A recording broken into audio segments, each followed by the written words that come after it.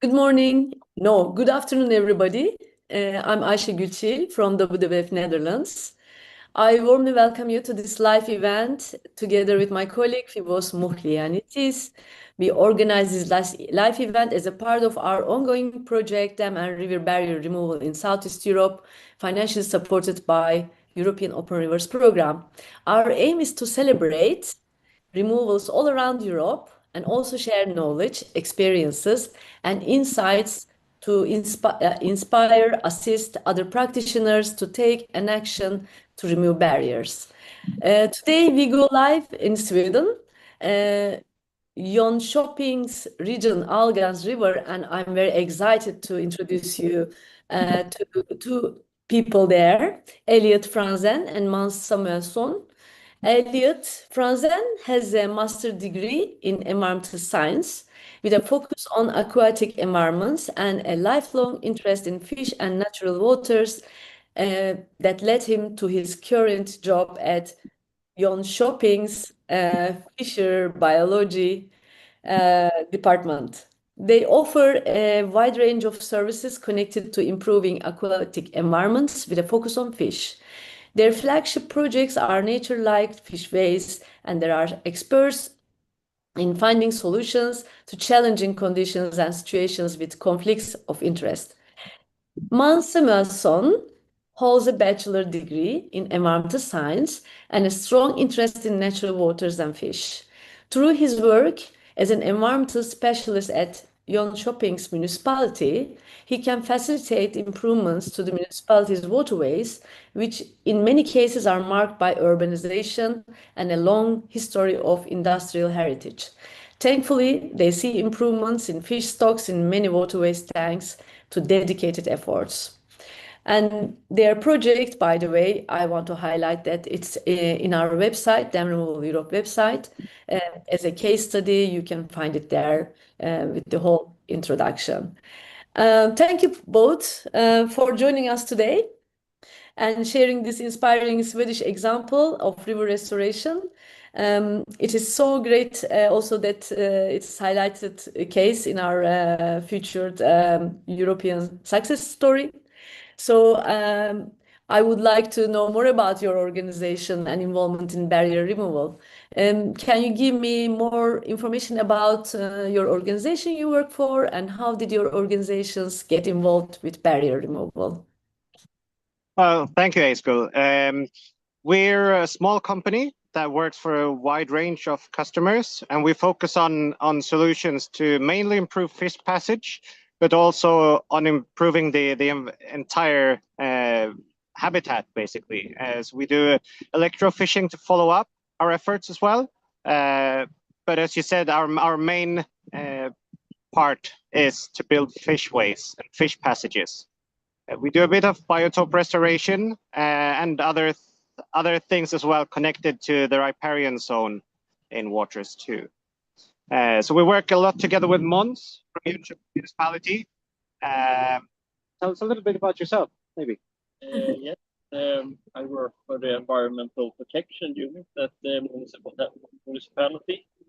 I mainly work with river restoration in different ways. We have an ambitious work here in Jönköping, focus on tributaries of Lake Vätter and also tributaries of the river Nissan, which Elliot is in the river system of.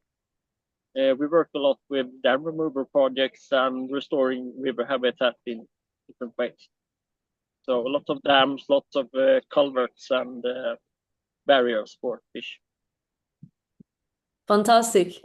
Thank you. It's always encouraging to see municipalities and technical experts working together on restoration. So it's really ideal situation. Let's now take a closer look at the site itself. If possible, that maybe you can show us around and explain where you are and what we see, where the dam was placed, or what has changed since the removal. So maybe you can just show us around. Definitely. So here is the position of the whole removal. And previously this was an old dam that served as a bridge. And we wanted to replace, or Måns rather wanted to replace this bridge. And it's been a long process. We'll talk more about it later.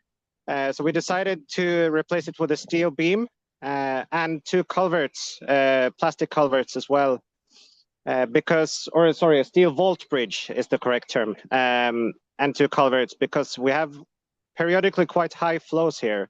And as you can see in the upstream reach, it's quite a rocky landscape. Today the flows are very, very low. It's a little bit difficult to see maybe, but the river follows or continues up this way here. Yes, it is visible. It's very nice. Yes. Yeah. Maybe I can take a few steps back to give a better overview of the site. Okay. So this is what it looks like.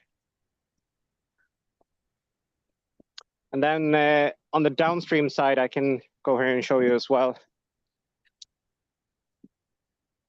Okay. This is much better. It's a gravel road. Then you have the downstream reach here as well, with the steel vault bridge here and the culverts on the other side. And it's the whole project took place within just a few meters downstream and upstream. So it's quite a limited area that is affected by the actual bridge replacement. So it's naturally this rocky. Okay. Wow, that looks really amazing. Yeah. And some it's forest. also very impressive how quickly rivers can recover from once the barriers are removed. So it is visible, of course, the water flows. If it is more, then I think you will have more impact. Yeah, and this was done in September last year. Started in September and finished in October. There you go. It's a perfect example for our other practitioners. This naturally leads to the next question. Why this particular structure was selected? Why did you choose this dam to be removed? Well, this is a prioritized river since it's one of the bigger tributaries of Nissan. And we're working on different measures to improve the habitat of the river, and there's also a hydropower plant downstream, which will in a few years' time get the new environmental permit. So we want to do as much as possible for to get high environmental conditions like a fish weir or something when they're retrialing the permit for that old hydropower plant. Kind of. So it's a strategic decision for this project, strategically placed. Great. Of course, before any removal takes place, we know that there's a lot of preparation going on. So maybe you can tell us a little bit about how are the pre-demolition surveys? Like, did you perform any surveys, fish survey? I'm sure you did. And how did it go? What are the surveys that you have conducted? Well, I think the old bridge was not constructed for handling the peak flows in the rivers. So it used to be problems with flooding here. So regardless if what we have done related to the old bridge, we needed to replace it with a new one. So that was kind of the principle. We need to remove the dam and build a new bridge at the same location. And that's why I contacted the consultant to project the solution for building a new steel vault bridge at this particular site. So they did a detailed survey about how the construction should be formed and how the projects would take place and what should be done in what order. And also cost analysis, what will the final project cost? And this is good information for a contractor who's going to build the new construction. Yeah, we looked at 3 different options, basically. Either remove the whole dam, but since there's a road, that was not a viable option. And then we looked at a more traditional steel beam bridge instead. But that was about twice the price of this solution with the steel vault. So all parts involved, we ended up with the steel vault bridge in the end. Was there any specific scientific assessments that you have carried out? Well, we have electric fishing surveys from a location downstream this spot, and we will do more surveys after the project to see how the trout population will be affected from the project. Yeah. We need to take a few steps forward just to rest the camera a little bit. Okay. There we go. Yes. We see a beautiful view behind you. Yes. Yeah, it's a high level planning indeed. And behind this project, of course, this cost benefit analysis is also extremely useful. I guess choosing which structure is better. And of course, restoration doesn't stop with removal itself. And I would like to ask you, did you also perform any habitat modification, restoration, any addition of logs and pebbles, etc.? Did you have any habitat restoration measures? Not really. I'm going to turn the camera so you can see. As you see, the river is quite rocky, and there's also a lot of material transportation with these high flows. So because of the limited reach of this, you can see the entire area that was affected. So the entrepreneur aimed to build a similarly rocky substrate here, as you can see further up in the river. And we've already seen, I don't know if you can see it in the camera, but there's been some mainly woody material, fine and large branches that have been transported by the river.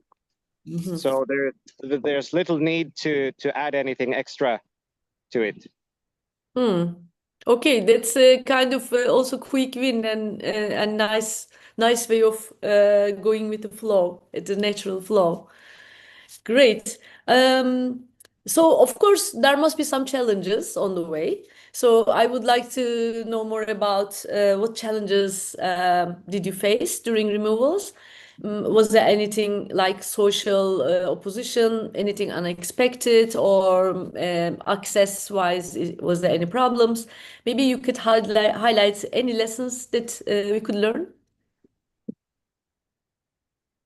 Oh, there were quite many stakeholders involved since this is private land and the old bridge was owned by the landowners, and the municipality worked with this because it's of common interest to improve the connectivity of the river. So we needed to find a solution where all the stakeholders are fine with the solution, and they also paid a bit of money for this new construction. So one part was getting all the stakeholders together and figure out how do we solve this problem in the best way. Mm-hmm. We should say maybe because this has been a project that's been going on for some time. Yes, it usually is in these cases.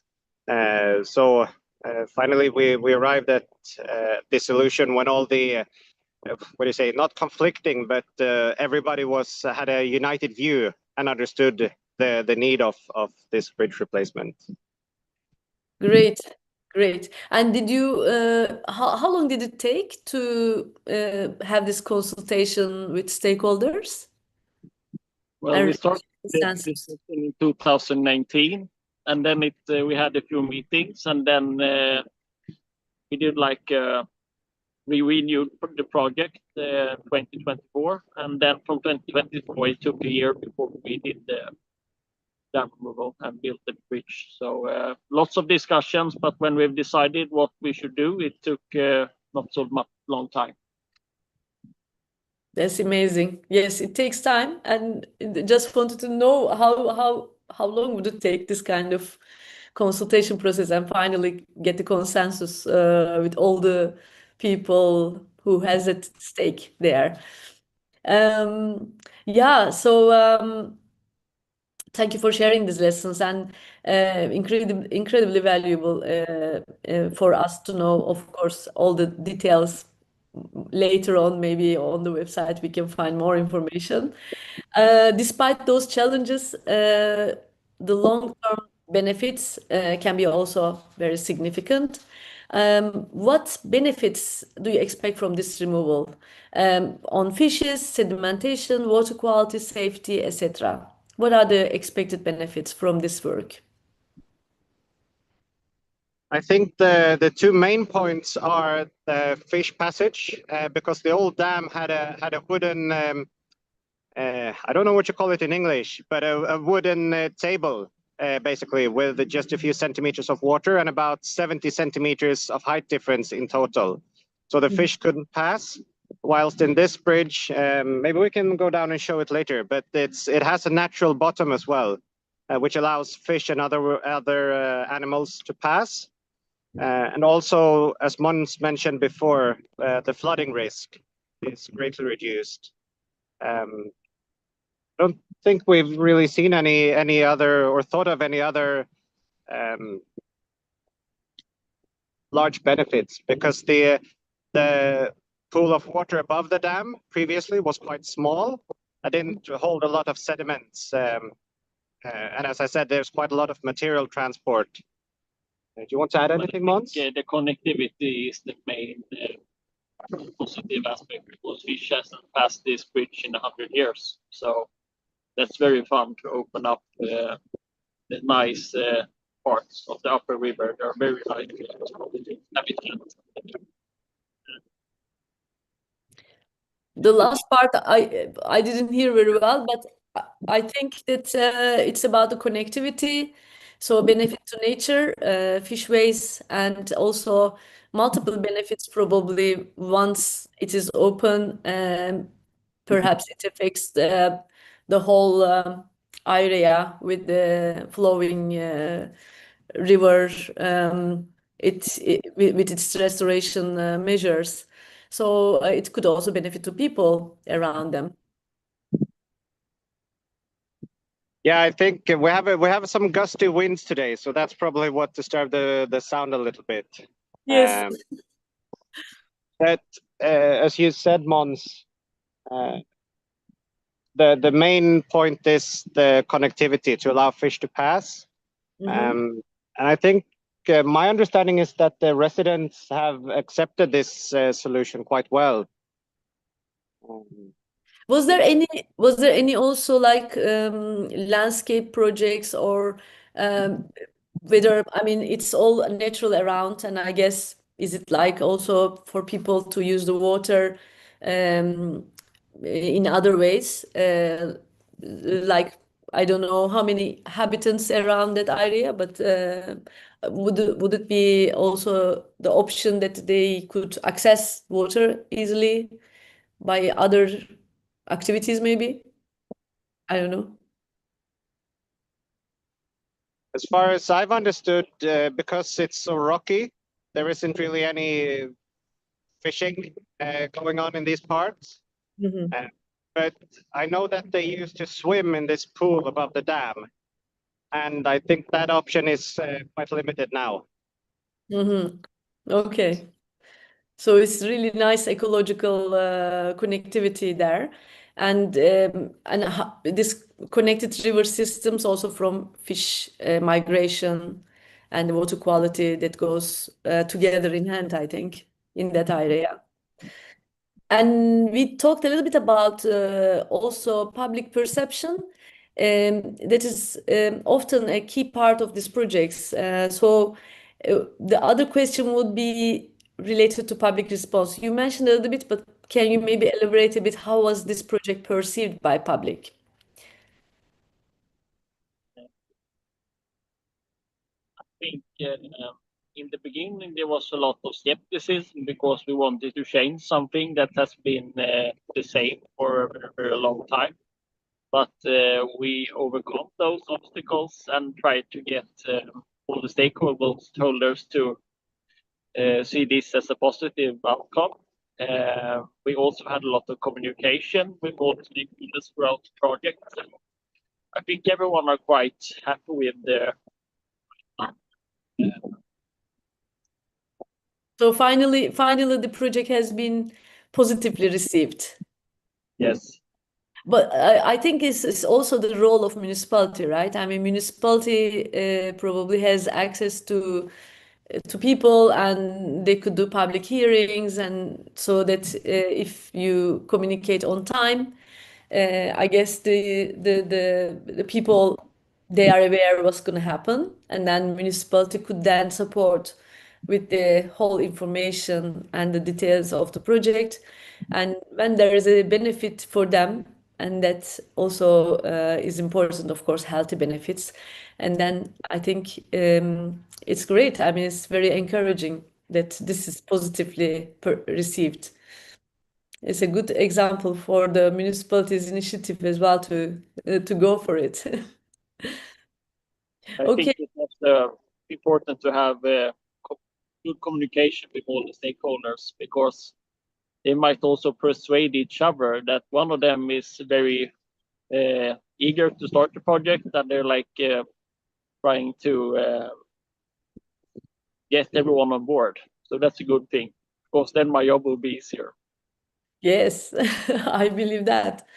And how about the future? Is there any projects for the future barrier removals? Are there more barriers around in your region? And do you have plans to remove any of them?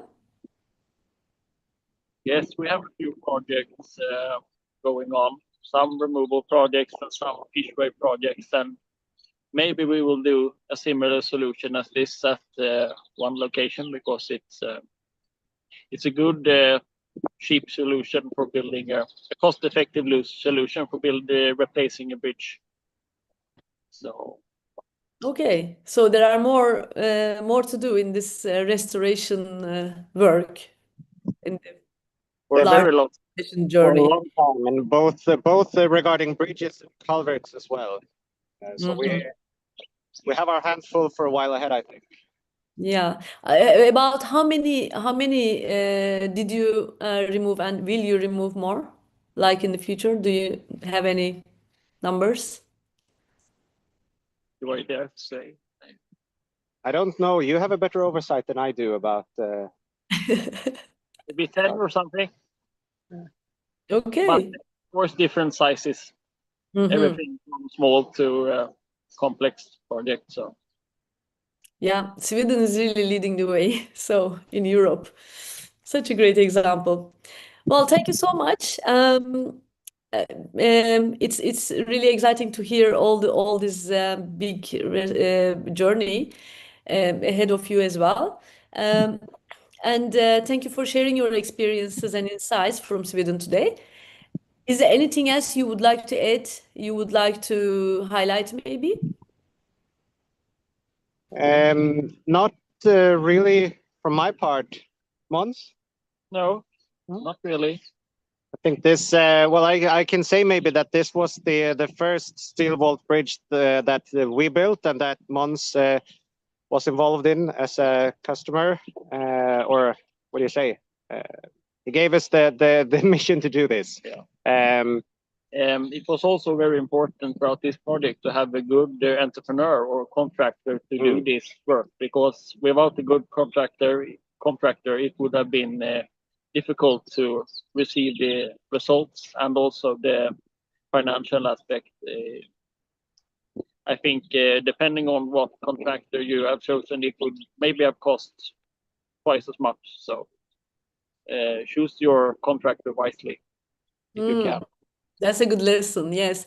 And would it be possible, Elliot, to look at the structure a little bit closer while you are holding your camera? Maybe you can Definitely. go there and show us on a closer distance. Yeah. Let me just get down there. Thank I you. need to sort the selfie stick out a little bit because it's quite long. Okay. Yeah, give me a minute. Nice, because it's a very special case, so it's Calvert. There we go. Okay, so I'm gonna turn the camera around as well, so you can see it a little bit better. Oh, yeah. So here is the steel vault bridge here, and then you can see up to around this line is the affected area, and then you can see the newly placed stone bed here and the two plastic culverts. Okay. I'm going to go down here and show you an inside view of this of the bottom in the culvert. Okay, that would be great. Yeah. And I should say maybe also that this entire bank is built from. Sorry. So this entire bank is built from crushed stone to make it stable, so that trucks that harvest forest further up can pass. But then, of course, we always choose to finish it with naturally rounded stone to not get any of the sharp material into the waterway. With regards to the fish, then. So this is the inside of the bridge. And as you can see, we have, I'm not going to go through because then I'll lose connection. But as you can see, we have some gravel or fine material that are like just mixed the gravel with large rocks in between. And this is still water or very slow flowing water to allow the fish to get a resting place, because the stream is quite steep, both downstream and upstream. And this is usually something that we try to do when we replace culverts or bridges, that we keep the water slow underneath the bridge because of the fish and because of to lower the risk for erosion during higher flows. And as you can see in the concrete here, we've had some variation of the flow, maybe 20 centimeters above the current water level. And during heavy rains and snow melt, we get, or the river drops to pH 5.5, I think. Yeah, kind of. Yeah, 5.5. So it's quite acidic, and that's why we choose these a little bit higher concrete fundaments or foundations for the steel vault bridge to make sure to prolong the lifetime of the steel. Wow. And then, as you can see, the upstream reach as well. So it's very low water at the moment. Yes. So Is it I can show you is it the dry season? Sorry? Is it a dry season, drier than before? Well, usually this time of year, the low flow starts to come in the beginning of June. But this year it was a little bit early, and that was mainly because of an early spring, which led to snow melt already in the end of February. Okay. So it's a little bit slow onset. And as you can see in these in the culverts as well, we have the still water too, because usually a problem with culverts, as you well know, is that they have an incline, and the water is just a few centimeters deep usually. But in these, we choose to have a little bit of water standing. So there's about 15 centimeters of water inside the plastic culverts. Okay, wow. That's amazing. Yeah. Yeah, amazing. A very nice project. It's very nice project. Yeah. So inspiring, and it's also relatively, I mean, it's not easy, but it's easy to think of and apply this project in many different regions. It's beautiful. I think so, and this is a nice solution to allow both fish passage and to handle large flows. One option is, of course, to build a larger steel vault, but then we have the problem of that we needed to heighten the road as well. So that's why we choose these three different waterways. Right. Congratulations, Elliot. Really? Well, it wouldn't be possible without Måns. Yes. Måns and Elliot. Heroes of this project. Congratulations. So I would like to wrap up now our live event. It was really great case. Thank you very much for giving us insights, especially this view in the last minute. It was really perfectly identified and clearly showed the ecological value of the area, and also creates a lot of benefits for communities, obviously. Thank you everyone today who joined us, and my colleague who made this live event possible, Fibos Muhlianitis. Thank you for that. And we hope that this case also helped other practitioners, inspire them, and then make them think about the barrier removals or making this kind of constructions for the fishways.